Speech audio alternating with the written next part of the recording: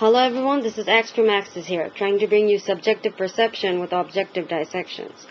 Today I decided that I wanted to talk a bit about Twilight. I've seen many videos and heard many commentaries that are against Twilight and for Twilight. If you don't understand by the title of the video, I'm actually more in the former category of the Twilight spectrum, as we should like to call it, I guess. I did think that the series has potential.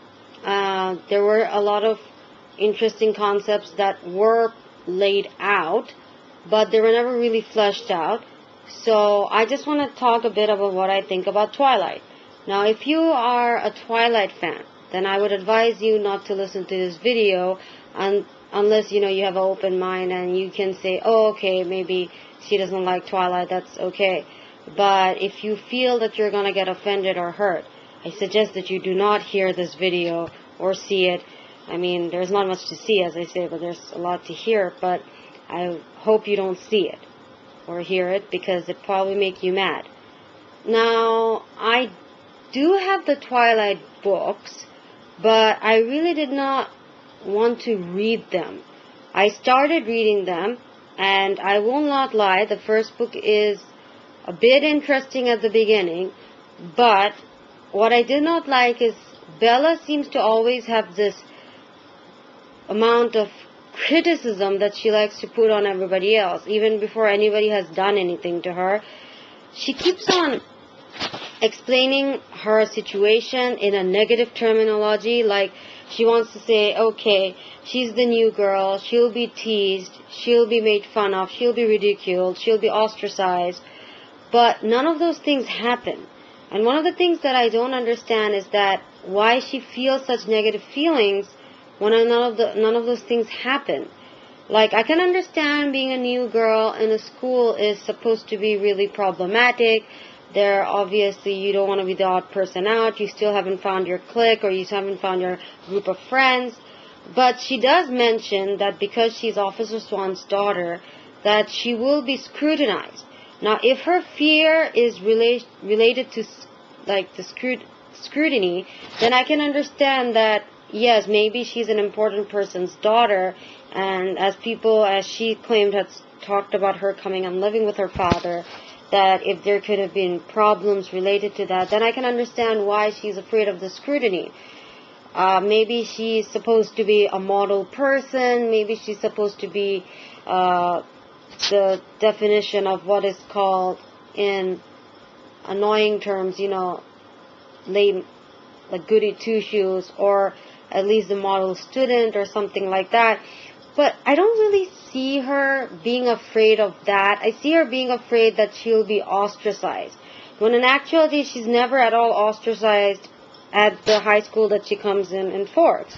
In fact, the opposite happens. She's been invited to join almost every peer group that is possibly available to her, which I should say is any freshman's dream, because whenever we first get into high school or any new school, we would possibly like people to like us and to, like, invite us to come over or something of that nature. And she does get that. But the thing is that, like, she doesn't acknowledge anything else aside from the fact that, she'll be ostracized and ridiculed. Now, another thing I didn't like about Bella is that she's somewhat mean. Like, there was this one boy in the beginning of the book who was following her around, but not necessarily stalking her. And she goes like, oh, alright, I was getting out of the class and thinking, I'm just paraphrasing, but this is the way she said it, that I hope I don't see my golden retriever friend anywhere. That got me really amused and shocked, actually. I was like thinking, okay, the guy is just trying to be friendly with you. He may not be as beautiful as Edward Cullen, but that doesn't give you the right to call him a golden retriever. He hasn't done anything to you. It's not like, that he's stalking you or something like that, that you can say, oh, okay, you guys happen to have a lot of classes together. This is what I got. And then also, one of the things that Mayer tried to portray that I felt that she did not do successfully is that she tried to show Bella as an intellectual. Now, Bella is not an intellectual. Just because she read a couple of books beforehand that were presented to her in English class does not really mean that she's an intellectual. An intellectual is a person who thinks, analyzes, and has a lot of logical reasoning, and maybe emotive, but is more emotive in a rational sort of way. Now, of course, there could be questions that, alright, but logic and rationality have been subject to scrutiny itself, and that there are different forms of logic, and there are different forms of analysis, and there's definitely different forms of intellectuals. But I don't see her do anything that is remotely similar to what we call an intellectual. She just says that she read a couple of books. It's not even explained that, okay, how is she an intellectual? It's not explained. She doesn't critically think. And if you want to put in the fact that she found out about Edward being a vampire, that was her researching and doing. One of my friends actually gave a very good point. I think she said that it was all laid out for her quite easily. It's not that it was a really deep mystery that she had to keep on months of research and like to understand the phenomena. It was pretty much laid out for her so easily, and she found it out very easily. Alright, now we come to, this is the let's call it the pre-Edward meeting Bella that we get introduced to. She's a new student. She's supposed to be an intellectual. She's supposed to be friendly. She's scared that she'll be ostracized. Most of the things don't happen. Then she meets Edward. Now, the main complications that I found in Edward and Bella's relationship is, of course, number one, the superficiality that it's based on.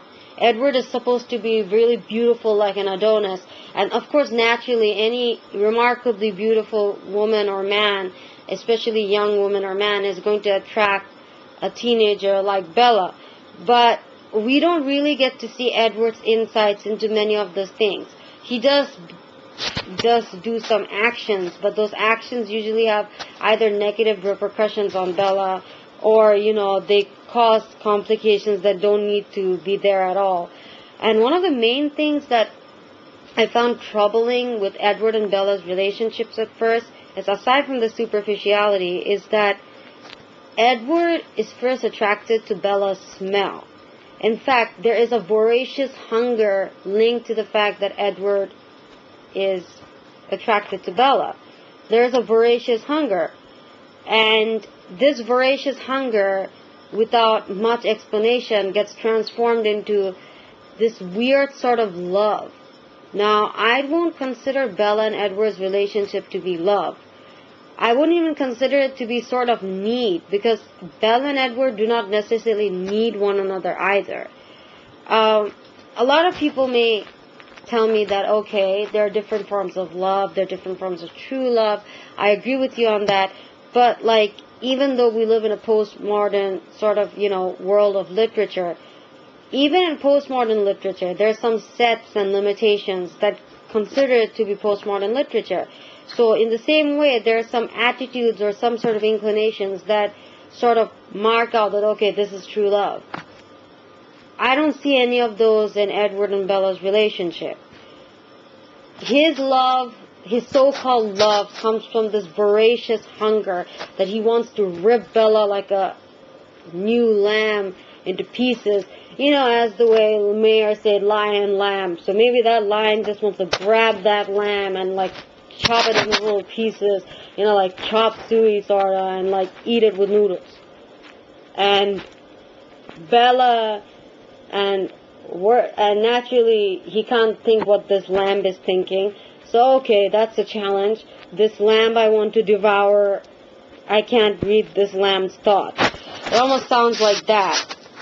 So, obviously, there's this main pitfall here that the entire series, which is called Saga for some reason, is based on this love. And there is no problem that it's based on love, But it's not, it's like a loveless love. That's all I have to say about it. It's more like, I lust for you. I love the fact you're beautiful. And Edward, that's what Bella's point of view is. And Edward goes like, yeah, I love you because I think you're a challenge. And I would love to know the fact that, how would it be like if I can break you down into little pieces and figure you out?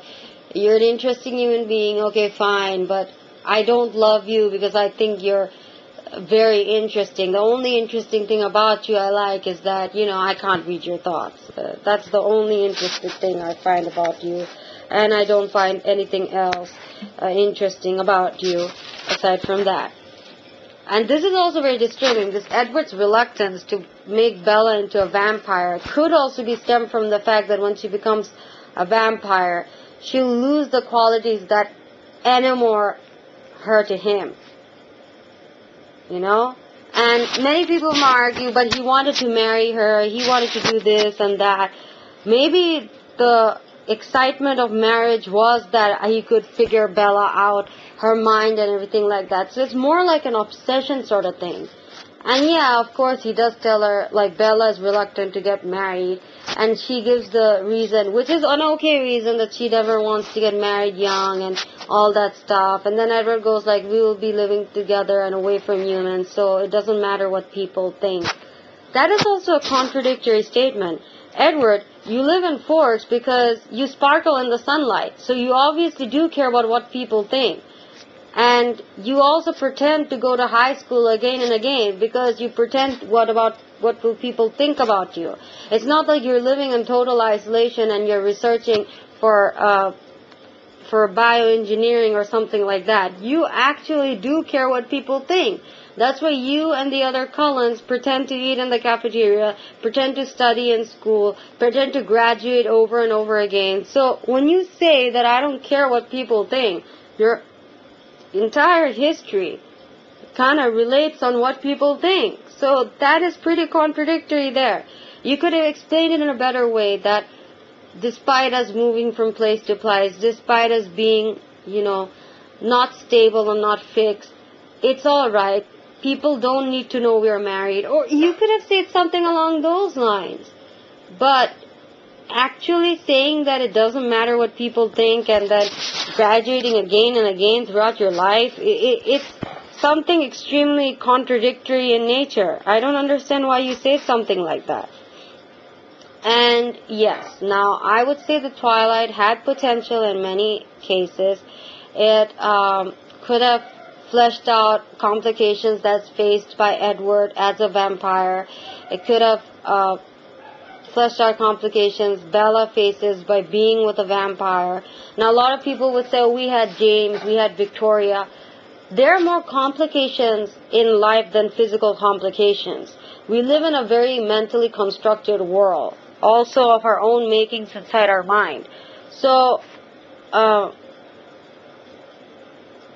it's really odd that, the only physical barrier towards Edward and Bella's love, it seems to be Victoria. And even Victoria, you can't take her seriously, because we know that Victoria's gonna get beaten up, and, it's so predictable. We know that Victoria's gonna get beaten up, and,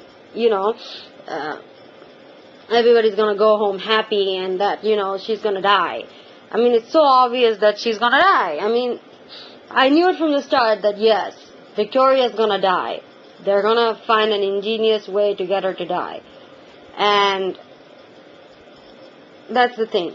And, yes, Bella is totally unfair with Jacob.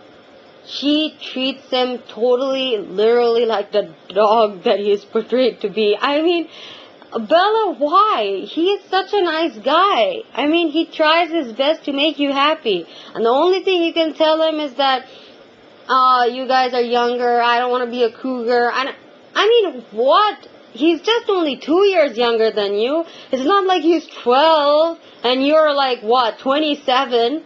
Then I could understand the relation of, okay, that would be pedophilia. No wonder Bella's staying away. It just doesn't make sense. You treat him so, wrongly. And then Mayor kind of tries to criminalize Jacob's behaviors in the third book by making him forcibly kiss Bella. He doesn't seem like the guy who wants to do that. And of course many people would give the excuse, well, you know, he's not the guy, but he's a werewolf, he has strong impulses and everything like that. But I feel that Jacob is one of the werewolves I've seen who's able to control most of his urges and his rage. I've seen that. And Bella then punches him on his face just for the kiss. She could have just pushed him away. She punches him and she gets hurt. Oh wow, that's classic, you know. I was like, okay, whatever. You know, I didn't even feel bad. I felt Bella deserved that. Because, you know, like, she's always sending out these mixed signals towards Jacob. And, you know, normally, of course Jacob is going to feel like that. He's going to feel that maybe Bella does love me. But no, she just wants to be with two guys at the same time. Okay, if you want to be with two guys at the same time, just say so that I want to have an open relationship, Edward. I can't make up my mind who I like. I either like you or Jacob. Of course, you want to be monogamous, then be monogamous. Don't try to, you know, drag in poor Jacob into the mix. It seems that she's always grabbing his leash and pulling him about. Another dog pun, but yeah. It always seems like that. And the Volturi are not even an obstacle. They just don't do anything. They're just there because something needs to be there. And like, you know, who is the Council of Vampires? Volturi is supposed to be there. But like, okay, so that's the only thing I see. Yeah, Volturi is supposed to be there as the Vampire Council. But they don't do anything of any remote interest. Yeah, they try to facilitate things in the war so that even Edward's party may get hurt, and naturally that shows that they do have a certain sense of vehemence towards Edward's family. That could have been more fleshed out. I would expect the Volturi to want to do more things because they live with a society of non-aggressive vampires. Obviously, if they were totalitarian, they would want to do something against Edward's family, but they seem also pretty much content that, oh, okay, Edward's family are non-aggressive, they're like veggie vampires, we don't care, we'll let them live whatever they want to. When obviously Mare also puts the contradictory thing that she does want the Volturi to involve themselves with the Cullens, but of course that never is fleshed out either. There isn't much to talk about in the books. All the other Cullens are side characters. Rosalie has to be the dumb blonde. And Alice was like the only female character I think who was remotely interesting. And I actually liked Victoria. She actually had a lot of spunk, and it was actually true. She had a very big purpose. Her love was killed, so that's why she went out all the way to try to kill Bella, which is quite natural. You know, the mate that she had throughout a long period of time, maybe even throughout her life as a vampire, he gets killed. And obviously she would get upset. She's the only one who I felt was at least a bit normal, in the sense that she had a more fleshed out character. But then, you know, in clips they also had to make her lame by getting a guy, making him into a vampire, and then, like, you know, saying him I love you. And, you know, that guy is so dumb. He never asks why she wants to make him into a vampire, why she loves him and everything like that. So everybody in Twilight is naturally dumb. Nobody wants to ask any question. Everybody is so satisfied by whatever they're seeing, they don't want to ask any questions. I don't get it. I seriously don't. Like, this is some of the complications in Twilight that I think could have been fleshed out more and given more substance to the story. And of course, don't get me started with the last book. Bella has to become a vampire. Like, there's no other way that she can coexist with Edward. Like, there could have been more drama here that Bella may not want to be a vampire. She could have resisted. She could have resisted the fact that Volturi wants to force her to become a vampire. She could say, hey, I'm a human who could nullify a vampire's powers. That's a really extremely cool gift. I mean, yeah, maybe the gift persists as a vampire, but wouldn't that also make the Volturi scared that they have a vampire also who can nullify other vampires' powers? I mean, either way, as a human or vampire, Bella is a threat to the Volturi. And threat to other vampires who are aggressive. I would suspect her to be the target of everybody all the time. I know, she's like, okay, I want to be a vampire. It's all fine. It's all good. It's all dandy. No, she doesn't want to care what her parents would think. And one of the things, I think that Bella is also a sad excuse of a mom. She gets a baby, a half vampire, who might die in her lifetime. And she doesn't care about this at all. That I got pregnant and I have a baby, and then the worst part would be that my baby will grow up and probably die one of these days because she's half human, and I'll keep on living. This doesn't faze her at all. It's like, oh, okay, she's gonna die, so what? The only thing I care about is Edward. The only thing I want to be about is Edward. So basically the entire story has a lot of plot holes, has a lot of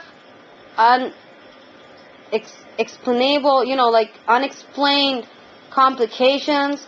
And yes, I don't care that they sparkle. I don't care anything like that. It's okay if you want to make your vampire sparkle. That's your, take on vampires. That's completely alright. But there's these other normal things to story writing that you should actually think about and write about and be immersed in, actually, if you're a storyteller. So these are the qualms I had about Twilight, and I just said so. I don't know if this will be, if I think about more things, I might talk about them later, but this is basically it, the problems that I feel with Twilight. So I decided to say it. I thought it had a lot of potential, but of course it didn't live up to it. It didn't stretch it out. Yeah, there are some interests. You do want to see what happens in the end at times, even if it's predictable. Like, I don't mind watching the movies. But it's also because in the movies, Bella is not talking too much.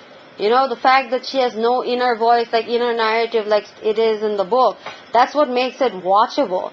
You don't keep on Bella talking like yada yada yada. You don't want to hear her talk and describe Edward at every possible moment of time. Like, okay, we get it, Bella. He's a hot guy. But could you please point out other qualities that Edward can have that you like about him? Like, what about his great taste in music? What about his adaptable taste in music? What about his qualities as a man? How was he like when he was young?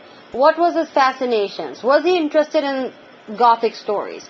Is he interested in writing? Does he have any aim to be anything else, despite learning so many things in high school? I mean, he keeps on learning the same thing except for some graduation of some levels and science changing and everything like that. What is his point in this? How does he feel? Like, there's so many questions I can ask to a vampire, but she never seems to ask any of them or even want to care. And this girl is considered to be an intellectual? I seriously doubt that. Well, anyway, this was my video on Twilight. I hope that you guys enjoyed it. I hope that you guys would tell me what you think that you like Twilight or dislike it for. Well, anyway, Axtromastis out.